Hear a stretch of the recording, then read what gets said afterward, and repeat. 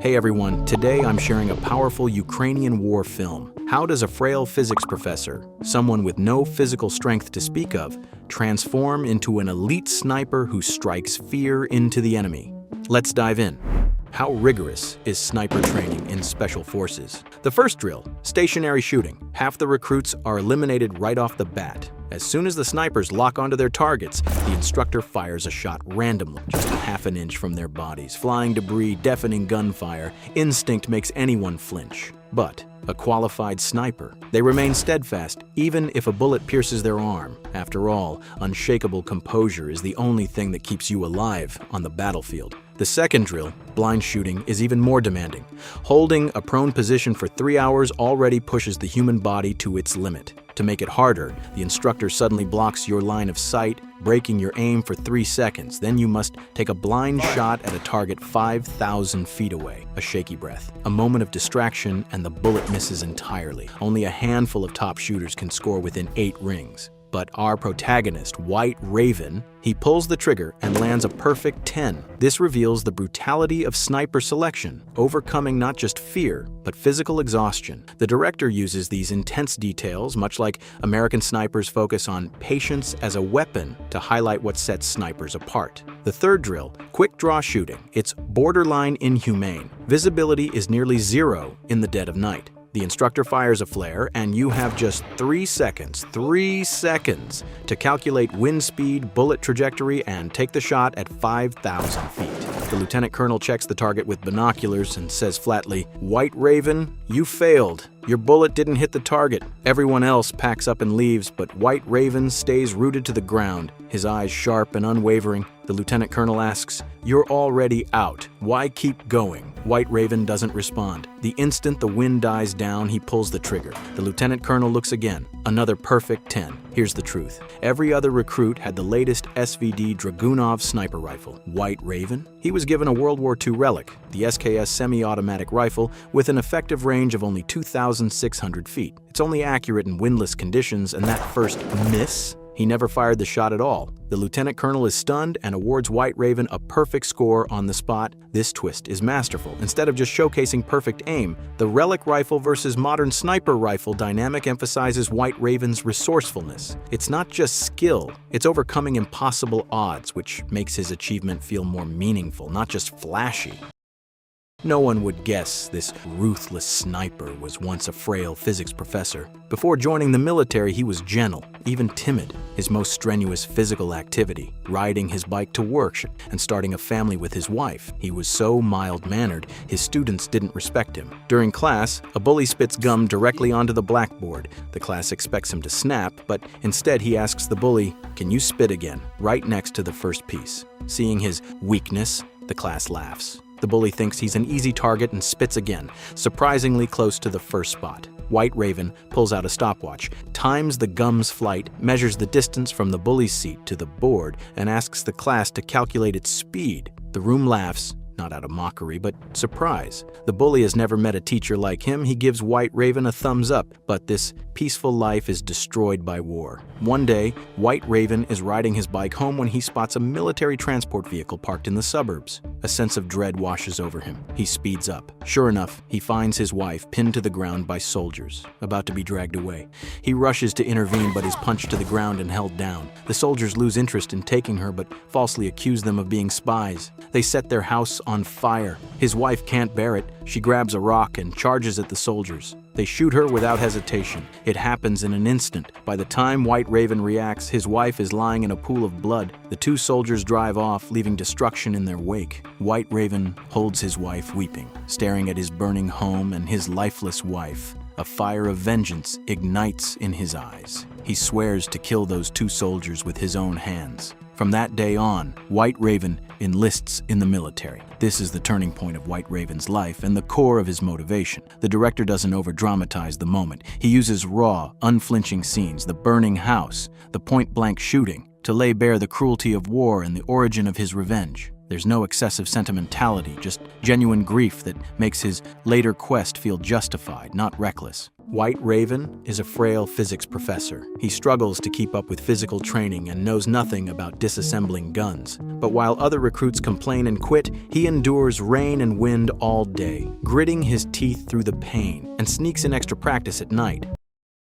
A small Statue of Liberty figurine, his wife's keepsake, sits on his windowsill. Vengeance becomes his only purpose. In just 1 year, he's unrecognizable. During sniper tryouts, disassembling an AK-47 in 20 seconds is considered passing. No one in his unit dares attempt it. They fear failure and embarrassment. But White Raven steps forward first and volunteers to do it blindfolded, raising the stakes. He finishes in a smooth 17 seconds. This catches the lieutenant colonel's attention. He tells his men, "This kid has talent, get him a good gun." But when gear is distributed, everyone else receives the latest SVD tactical sniper rifle. White Raven? He's given a World War II-era SKS relic. Instead of complaining, he treats it as strength training. A year later, during final exams, White Raven's physics background gives him an edge. He outperforms the seasoned lieutenant colonel in ballistics calculations. In all 3 drills, stationary, blind, quick draw, he lands perfect 10s with that outdated SKS. Thanks to his extraordinary performance,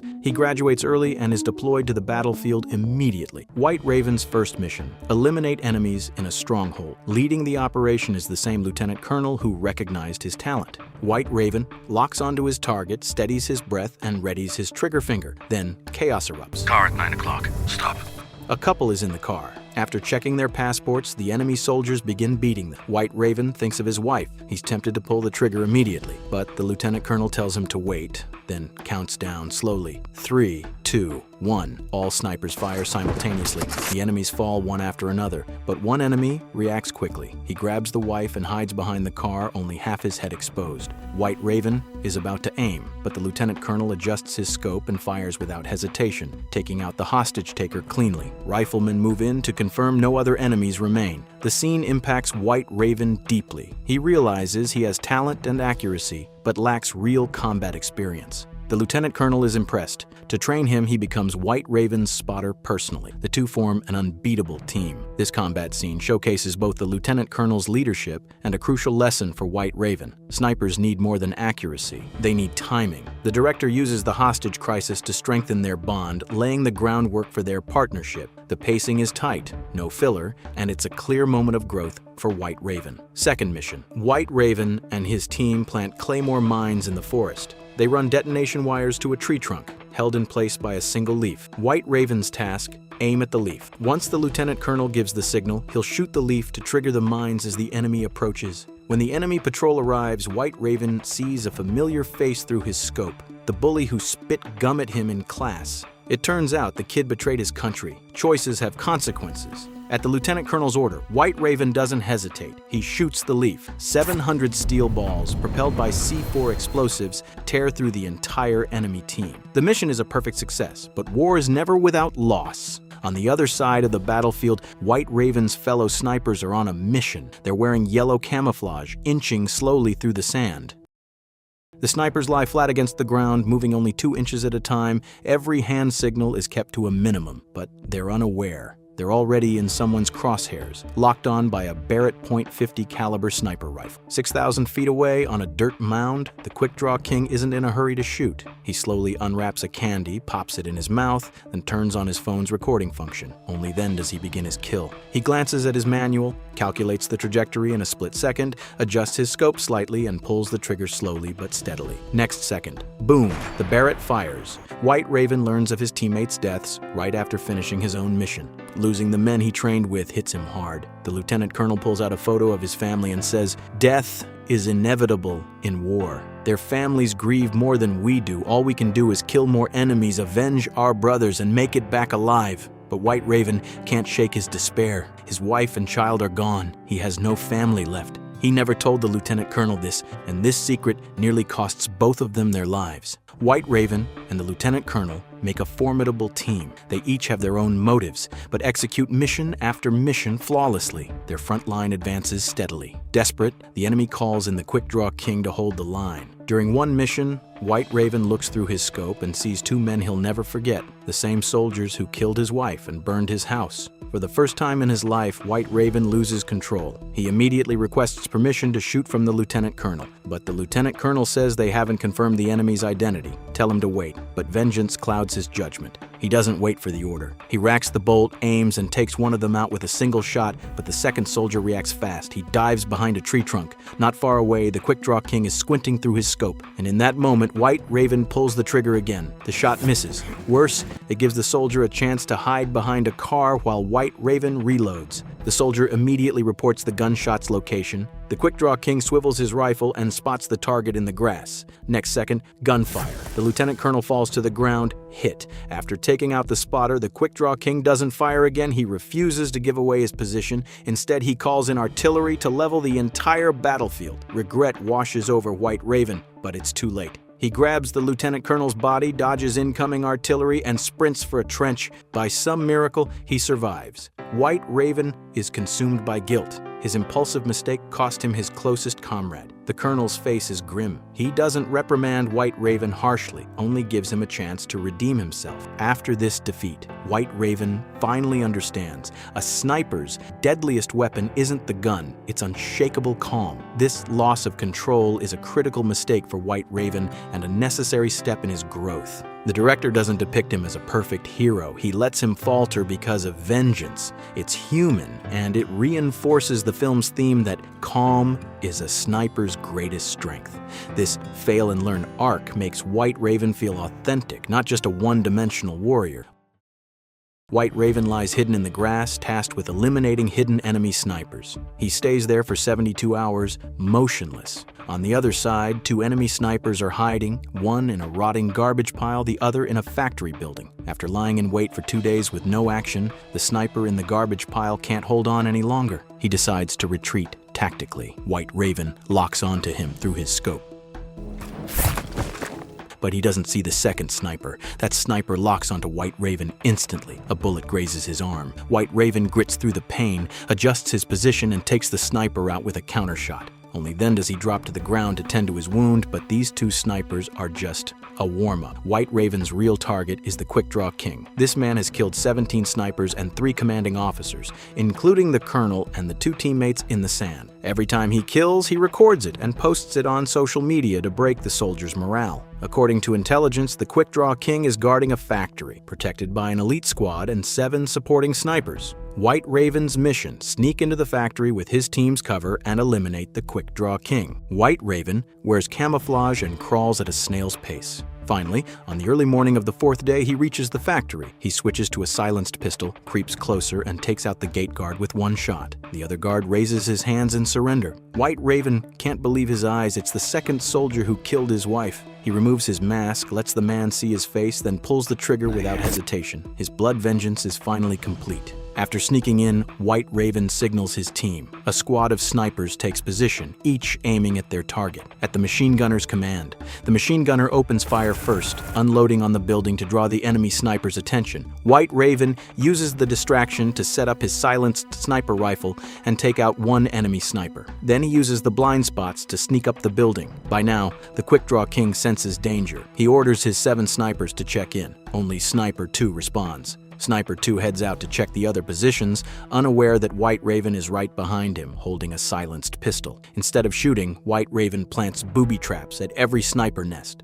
The Quick-Draw King tells Sniper 2 to hold his position, then goes to check the other spots himself. When he rolls over, his men are all dead. Panic sets in. He calls for backup and orders Sniper 2 to return to his post immediately. But when the Quick-Draw King returns to his own position, he notices something. A small Statue of Liberty figurine sitting in front of him. It's his wife's keepsake, the thing that sustained White Raven through everything. Before the Quick-Draw King can react, White Raven drops down from above, covers his mouth, and ends him with a sharp knife. The elite sniper who killed 17 men never gets to fire a single shot. He's defeated by White Raven. On the other side, Sniper 2 returns to his post, triggers the booby trap, and is killed in a loud explosion.